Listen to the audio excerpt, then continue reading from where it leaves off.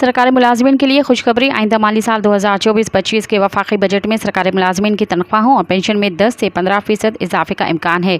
Employees old age benefit EOBI में इजाफे की तजवीज़ भी ज़ेर गौर है। इसके अलावा कौमी ख़जाने पर पेंशन का बोझ कम करने के लिए पेंशन इस्लाहात मुतारिफ करवाए जाने का भी इम्कान है। ज़रा के मुताबिक वफाकी हुकूमत की जानिब से अगली माली साल की बजट IMF शराइत और महंगाई समेत दीगर अवामिल को मद्देनज़र रखते हुए मुलाजमीन की तनख्वाहों में इजाफे की तजावीज़ पर गौर किया जा रहा है, जिसके लिए सूबों में भी मुशावरत जारी है। ज़रा का कहना है कि 2024-25 के बजट में हुकूमतों की जानिब से मुलाजमीन की तनख्वाहों में 10 से 15% इजाफे का ऐलान मुतवक्का है।